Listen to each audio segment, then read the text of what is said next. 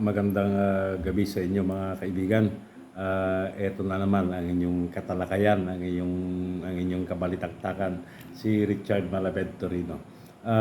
Today is 6 November 2025. It's almost 7 in the evening.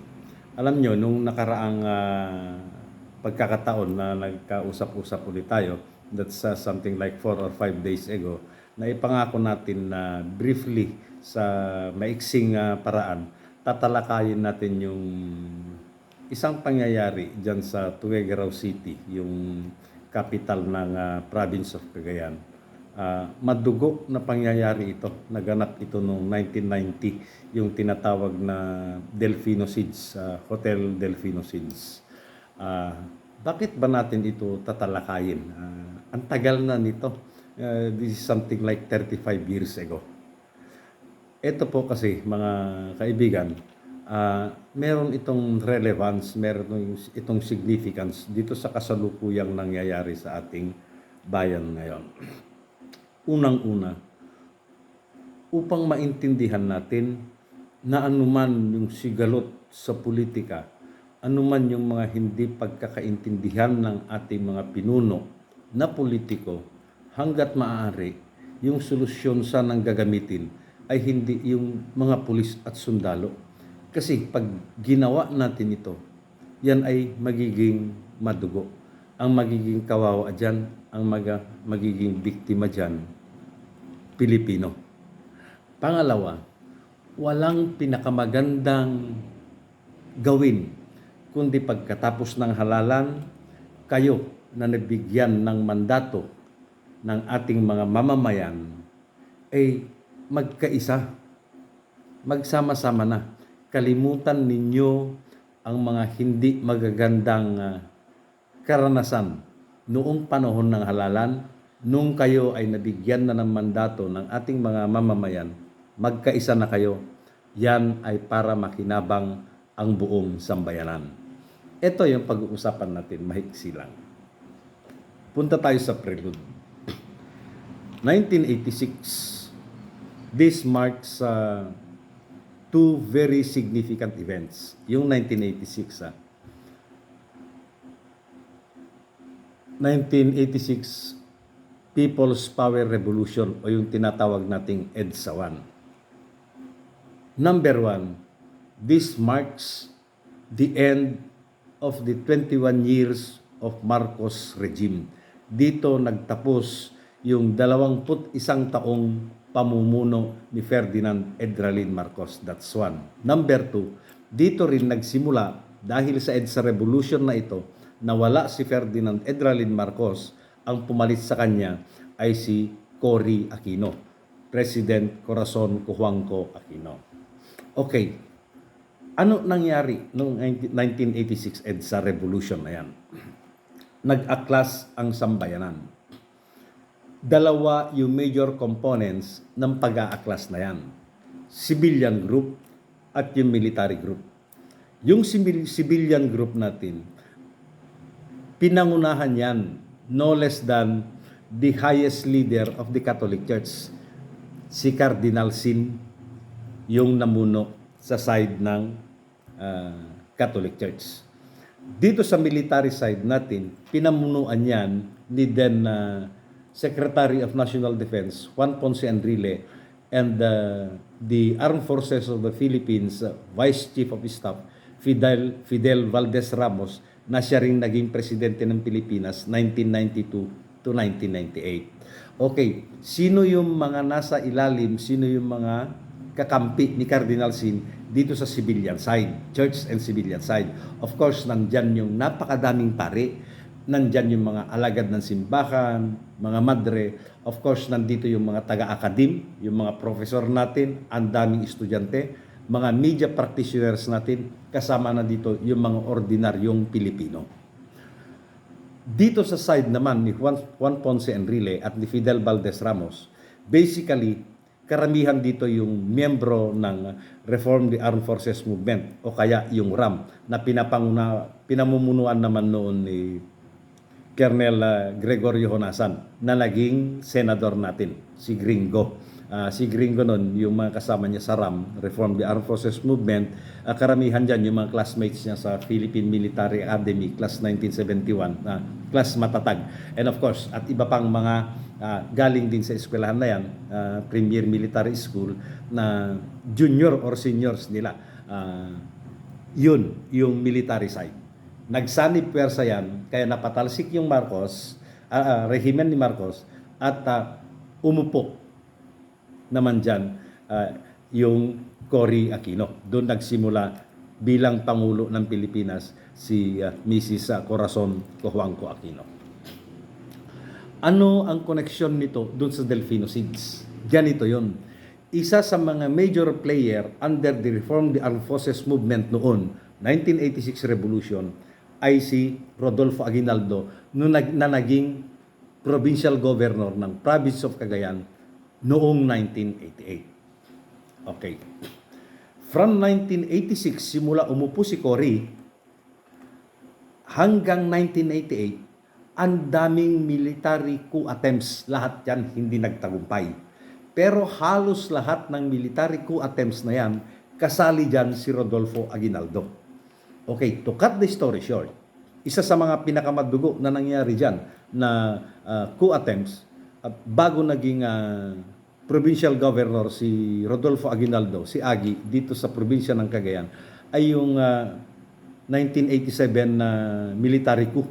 I think that's August 28. Ang term yata nila dyan is Black Saturday or Black Sabbath. August 28, yes, August 28, 1987. Birthday ng hipag ko ito. The younger sister of my wife. Ay agot, happy birthday ading ko. Yun, napakadugo yun. Involved si Aguinaldo dyan. 1988, nagkaroon ng eleksyon, tumakbo si Aguinaldo, nanalo siya bilang governor ng Cagayan. A year after that, meron isang coup d'etat. Ito yung pinakamadugong coup d'etat sa panahon ni Mrs. Aquino, ni President Cory Aquino. 1989, that's December 1 to December 9 or December 1 to December 8 in the year of 1989. Nangyari ito diyan sa Ayala Commercial District, o kaya tawag diyan din is Makati Business District. Pinangunahan na naman ito ni Colonel Honasan. Later on, magiging senador yan ng ating bansa. Ang mga sumali dyan na grupo ay yung RAM, the Reform the Armed Forces Movement, the Soldiers of the Filipino People, the Young Officers Union, and the Guardians. Napakadugo po yung mahigit isang linggo na kudeta na yan. Halos bumagsak, muntik nang matalo yung administrasyon ni Cory, muntik nang magtagumpay yung mga rebel soldier. But because of the intervention, dahil tumulong yung puwersa ng mga Amerikano, tinulungan nila yung administrasyong Aquino, kaya hindi nagtagumpay yung mga rebel soldiers. After 8 or 9 days, natapos yung coup d'etat. Because of that coup d'etat, si Rodolfo Aguinaldo was number 1, charge of rebellion. Number 2, nagkaroon siya ng administrative case dahil siya yung governor ng Cagayan at the time. Involved siya noong 1987, August 28, 1987. Involved na naman siya dyan sa December 1 to 8 or December 1 to 9, 1989. So that, noong March 4 of 1990, a group of government officials sent by Malacanang, pinadala dito sila sa Cagayan. Yung military side was led by General Oscar Florendo. Taga-La Union yata itong si General Florendo. Siya noon yung, during that time, siya yung commanding general ng Community Relations Service, something like that. No. Civil, I'm no longer sure about the unit of General Florendo at the time. And then, According to reports, kasama niya yung Secretary of Interior and Local Government. Yung huling yung huling talakayan natin, ang sinasabi ko doon, hindi nakasali si SILG. Ang SILG noon is I think it's Luis Santos. Si Luis Santos. Okay, dumating sila sa Tuguegarao. And of course, ang dala-dala nila na magsaserve, two things, dalawang bagay yung isa-serve nila against Rodolfo Aguinaldo. Yung warrant of arrest niya because of rebellion, and then yung administrative suspension niya dahil governor siya, and then may mga kaso siya, so sinususpindi siya ng DILG. Dumiretso yung grupo na ito, yung grupo ni Secretary Luis Santos. I'm not sure about the first name, pero ang secretary nun, Santos ng DILG. Kasama niya si General Florendo. Dumiretso sila dun sa Hotel Delfino. Yung at the time, ang pinakasikat, pinakamalaki, pinakamagandang hotel during those times, I think 1990s, yung Hotel Delfino. Hindi ko alam kung yun pa rin, yung pinakamalaki, pinakamaganda. Pero at that time, definitely, it's Hotel Delfino. Dumiretso doon yung grupo para mag-serve ng warrant of arrest at saka yung suspension order ni Cagayan Governor Rodolfo Aguinaldo. Nung marinig ni Aguinaldo yan, who is in hiding at the time, nagtatago siya at the time. Kasi as early as January or February, kasi March itong serving I think it's March 4. Nagtatago na siya noon. Nung narinig niya na nandun yung grupo na magsiserve ng kanyang warrant of arrest at saka suspension order, lumusob siya sa Tuguegarao. Kasama niya yung number one. Of course, may mga loyal na regular forces, loyal na sundalo, regular forces, si Aguinaldo. Pero karamihan dyan sa mga milisya niya ay, believe it or not, alam nyo, mga ita yun Pugot, tikadwan nga tauhan ni Aguinaldo doon. They came from a particular town. Huwag muna natin pag-usapan kung anong bayan They came from a particular town, lumusob sila sa Hotel Delfino, kung saan nandun si Secretary Santos saka si General Florendo. To cut the story short, sinimulan nila ng pag-uusap ito. May maiksing negotiation, pero humantong ito sa initan kasi nga may kanya-kanyang sundalo. May sundalo si Aguinaldo, may sundali din yung kabilang grupo. Nagkabakbakan ngayon.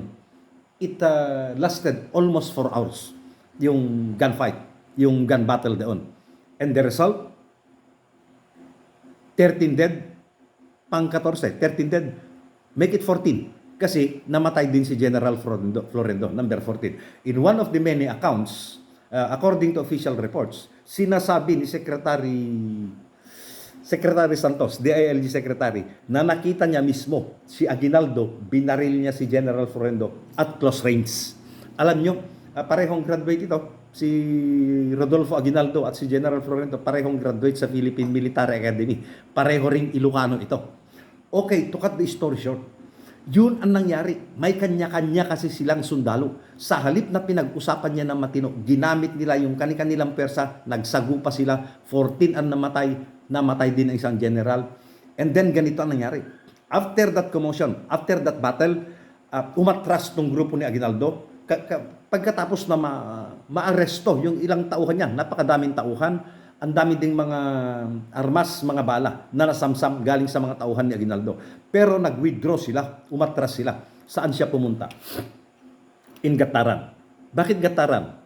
Kasi adaptive municipality niya ito Adapted municipality niya ito. Hindi yan taga-Gataran si Rodolfo Aguinaldo. Kung bakit yun yung parang bayan niya dito sa Cagayan, pag-usapan yan natin mamaya. Pero hindi sa sentro ng Cagayan yan. Hindi sa sentro ng Gataran. Merong isang barangay siya na talagang pinuntahan doon. Sinadya niyang doon magtago on two things. Nandun yung napakarami niyang kamag-anak. Number 2, yung terrain. Maski ko konti, sabi pagpalagay na natin 200, 300, 200, 300 lang yung tao niya. Yung terrain kasi nung barangay na yan, maski pagaano ipapadala dyan ng Armed Forces of the Philippines, mahihirapan sila. Kasi yung geographical feature nung barangay na pinagtaguan ni Rodolfo Aguinaldo. Yun po ang nangyari. Yan ang mangyayari kung yung hidwaan politikal, hidwaan ng ating mga pinuno, mga halal na pinuno, may kanya-kanyang kapangyarihan para mag-utos, mag-command sa ating mga sundalo. Imbes na mag-usap, ginamit yung sundalo, anong nangyari? Nagkasagupa, maraming namatay, pare-parehong Pilipino ang naghirap, Cagayan. Yun po ang nangyari kasi piniling sundalo ang maging solusyon dun sa problema na sana pinag-usapan na lang nila. Okay. Bakit? Ang tanong kanina, taga-Gattaran ba si Rodolfo Aguinaldo? Hindi. Pero bakit adopted town niya ang Gattaran? Ganito kasi yan. Yung lugar, yung barangay ng Gattaran na pinagtaguan ni Aguinaldo after that Delfino siege, nung nag-withdraw sila, dyan sa Kalawagan, Dakkel. Gusto niyo i-pronounce natin mas maganda. Kalawagan, Dakkel. Ganito yan. Ang tanong, taga saan ba talaga si Rodolfo Aguinaldo? He is not from Cagayan. Ang totoo dyan, ang sabi nila, ito na naman tayo, huwag na naman magtalo sa Google. Ang sabi nila, he's from Lawag, Ilocos Norte. Ako naman, ang sasabihin ko, maaring Lawag, pero ang alam ko dyan, totoo yan, taga-Pasukin yan eh. Taga-Pasukin yan. Kasi alam nyo, yung Aguinaldo, Espejo clan, they are from Pasukin. They are from Pasukin. At ang totoong, yung roots talaga nitong Espejo Aguinaldo, they are from San Esteban, Ilocos Sur. At alam nyo, si Aguinaldo talaga, huwag na natin pagtalunan kung Lawag siya o Pasukin siya. Ang mahalaga, Ilocos Norte. Yung mga Aguinaldos natin, yung mga Aguinaldo dyan sa Santa Praxedes, kamag-anak niya talaga yon. Hindi talaga kapilyado, kasama sa family tree. And then, dito sa Apayao, alam niyo yung Luna, alam niyo yung Puntol, ang dami siyang kamag-anak dyan. Dyan sa Lasam, ang dami siyang kamag-anak dyan. At dyan kasi sa Gata, yun, banggitin na rin natin, madami siyang kamag-anak talaga dyan sa Gonzaga and Santa Teresita. Pero bakit ang adopted municipality niya ay yung Gattaran? Kasi yung barangay doon, yung Kalawagan Dakkel, yung Kalawagan Basit, karamihan dyan, tagalawag talaga, taga-Pasukin ang mga yan, kamag-anak niya mismo.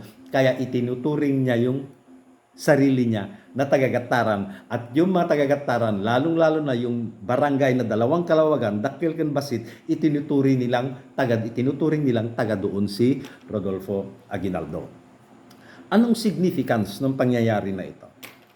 Tingnan nyo ngayon. That's 1990, 2025 na yun. That's 35 years ago. Pansinin nyo yung governor natin. Yung governor natin ngayon, si Manong Egay, he's a general. Graduate siya ng Philippine Military Academy, class 1971. Ito yung class matatag. Classmate niya dyan si Senator Onasan, classmate niya dyan si Senator Lacson. And karamihan ng classmate niya ay member talaga ng RAM. Mapapansin niyo.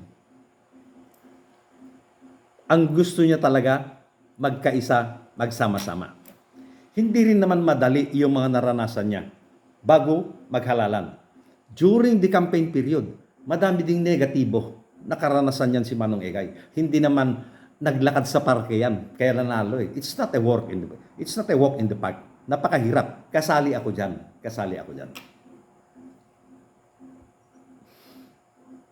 Pero nung natapos yung halalan, ano yung gusto niya? Ginagamit niya ba ang kanyang kapangyarihan bilang gobernur para gantihan yung kanyang manakalaban nung halalan? Hindi. Alam niyo kung anong ginagawa niya? Sabi niya, halina kayo, magkaisa tayo. Kanino niya sinasabi ito? Yun sa mga mahihigpit na kalaban niya nun. Sa totoo lang, inuuna nga niya yung manakalaban niya na yun, nayayain. Kaya nga, ang ilang mga kasama niya parang nagtatampo na. Pero ako nagpapaliwanag na intindihin natin si Governor. Bigyan natin ng sapat na panahon yung gusto niya na pag-isahin lahat ang mga leaders ng Cagayan. Nagkalaban-laban man yan nung halalan. Natapos ng halalan, gusto magkaisa. Kasi pag nagkaisa, nagkaintindihan, sama-sama, ang uunlad talaga dyan ang Cagayan. Kasi ang wala sa atin, yang hindi tayo nagkaisa nung nakaraang mga taon. Napakagaling nung pinalitan niya ng gobernur. Ang problema, wala kay Governor Mamba noon. Meron lang talaga sadyang mga grupo na ayaw nila makiisa. Ang numero uno sa kanila, ang nangunguno sa kanila, yung personal na programa nila, agenda nila sa politika. Nalimutan nila yung kailangan ng ating probinsya. Ngayon, ito yung gusto ni General Aglipay, magkaisa. Hindi niya gagamitin, ayaw niyang gamitin yung kapangyarihan niya para pahirapan yung kalaban niya. Parang ginawa ni Cory.